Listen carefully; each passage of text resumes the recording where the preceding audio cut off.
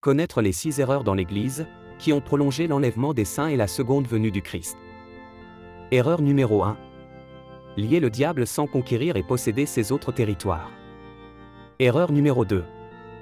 La fallacie que l'Évangile a atteint partout dans le monde. Erreur numéro 3. Mauvaise prédiction de l'enlèvement. Erreur numéro 4. Promouvoir une norme de l'Église comme objectif de l'Église. Erreur numéro 5. Ne pas suivre les 6 roues du progrès de l'Église dans la gestion de nos églises. Erreur numéro 6. Manque de reconnaissance du Saint-Esprit comme Seigneur de la moisson et le suivre immensément.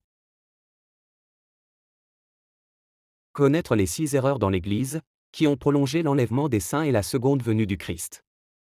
Erreur numéro 1. Lier le diable sans conquérir et posséder ses autres territoires. Le diable ne subit aucune défaite par le simple fait de le lier tout le temps, mais par le fait de posséder ses territoires. C'est parce qu'il se regroupe selon Luc chapitre 4 verset 13. Quand nous commençons à conquérir et à posséder ces territoires, il sait que son temps est court et panique. Quand Satan a tenté Jésus dans Luc chapitre 4 verset 13, il est écrit qu'il s'éloigna pour un temps. Aussi Luc chapitre 8 verset 32. Et Jésus lui demanda, disant, « Quel est ton nom » Et il répondit, « Légion, parce que beaucoup de démons étaient entrés en lui. » Et ils le supplièrent de ne pas leur ordonner d'aller dans l'abîme. Que signifie ici l'abîme? Révélation chapitre 20 verset 3. Cela signifie l'abîme sans fond. Dans Matthieu 12 verset 43, quand l'esprit impur est sorti d'un homme, il erre dans des lieux arides en cherchant du repos, et n'en trouve point, alors il dit, « Je retournerai dans ma maison d'où je suis sorti », et quand il y arrive, il la trouve vide, balayée et ornée. Alors il s'en va, et prend avec lui 7 autres esprits, plus méchants que lui. D'après ces Écritures, il est évident que le diable ne meurt pas. Mais de nombreuses églises ont engagé le diable uniquement dans des villes et des territoires où l'Église a déjà une emprise, pensant ainsi le vaincre. Le diable ne peut être vaincu que là où nous ne sommes pas encore arrivés avec l'Évangile. Ces territoires qu'il occupe confortablement sans que le peuple de Dieu ne le défie sont ceux où il a son domaine et se détend. Conquérir de telles zones, c'est lui infliger une défaite et lui faire craindre que l'Église ne couvre les régions de la terre qu'il occupe. Quand l'Église conquiert et possède de telles zones, son espoir de continuité sur terre diminue, et il sait que son temps est compté. Les églises qui ne font pas sentir au diable qu'il est terrifié et que son temps est compté prolongent son séjour sur terre.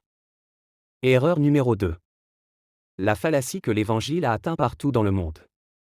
Lorsque nous avons commencé le travail missionnaire parmi certaines tribus en Afrique et découvert qu'elles n'avaient pas eu le privilège d'entendre l'Évangile, la question qui nous préoccupait était de savoir comment la fausse idée que l'Évangile avait atteint toutes les parties du monde avait pu naître.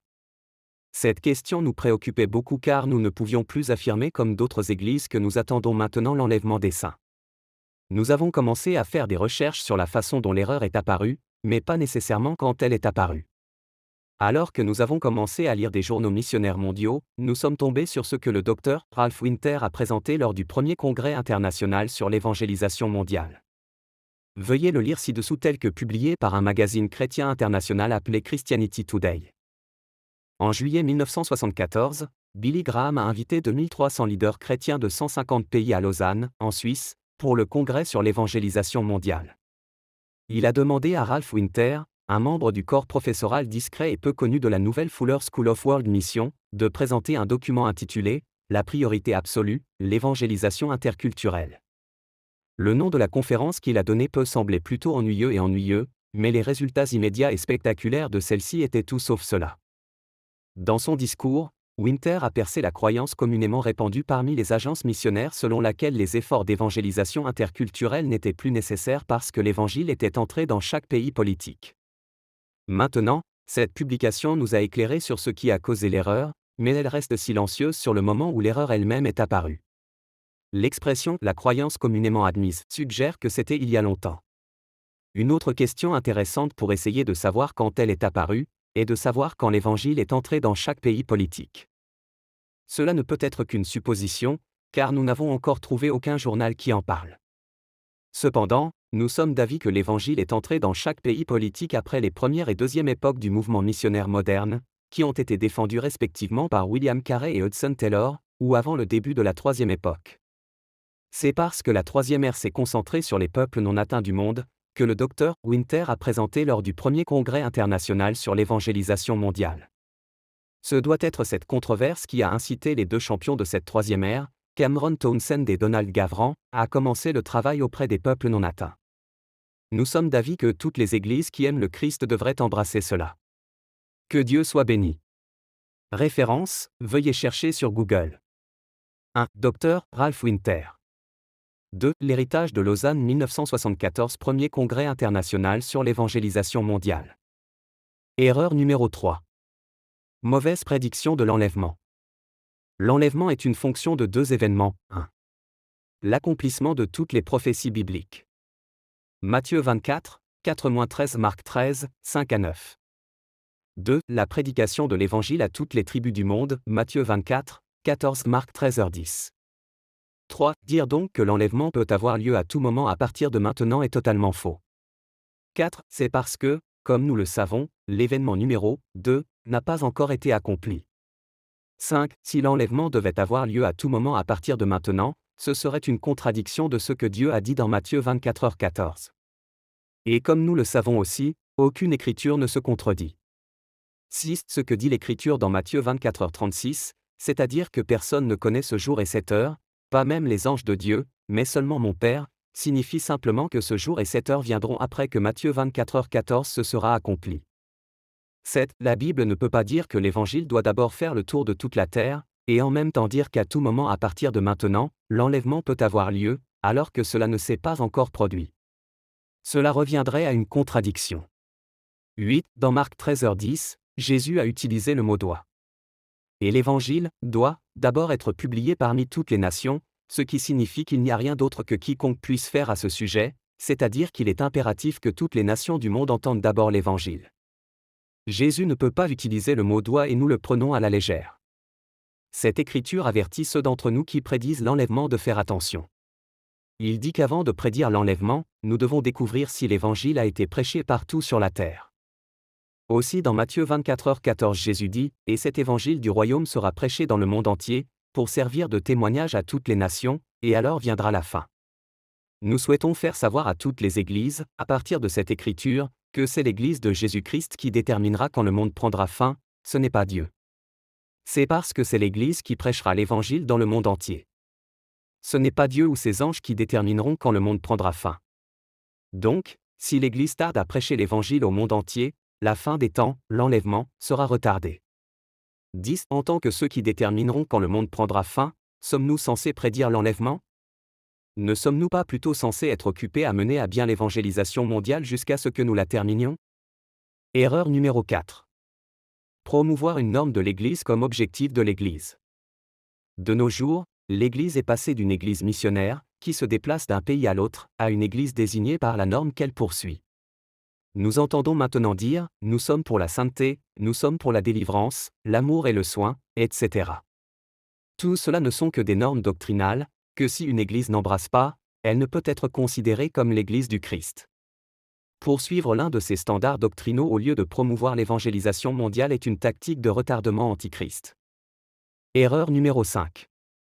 Ne pas suivre les 6 roues de l'Église progrès dans la gestion de nos églises. L'Église de Jésus-Christ était prévue pour avancer sur 6 roues de progrès, qui sont 1. La justice scripturale de l'homme de Dieu. 2. L'onction du Saint-Esprit sur l'homme de Dieu. 3. Évangélisation. 4. Atteinte missionnaire mondiale.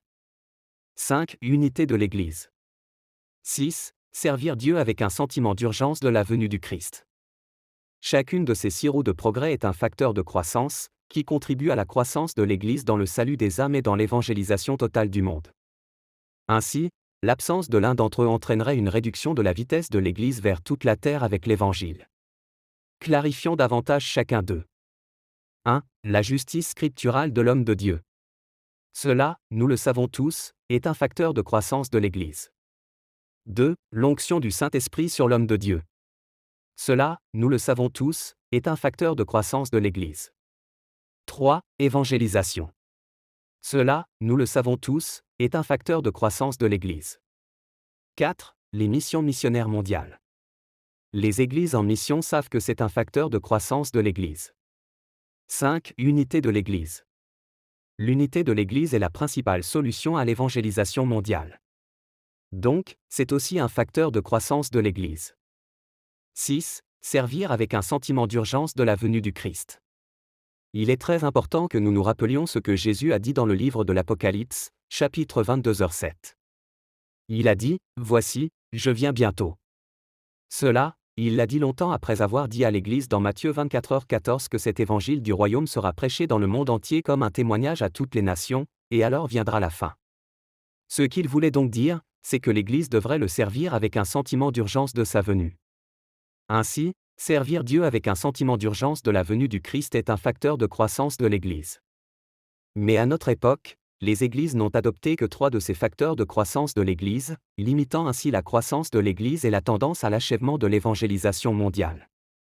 Les 3 facteurs qui sont 1. La justice scripturale de l'homme de Dieu. 2. L'onction de l'homme de Dieu. 3. Évangélisation.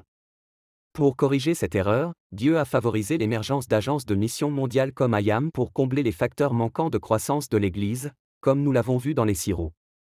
Ainsi, les agences missionnaires font le travail des missions que les églises conventionnelles ont abandonnées, et y consacrent tellement d'énergie. Erreur numéro 6. Manque de reconnaissance du Saint-Esprit comme Seigneur de la moisson et le suivre immensément.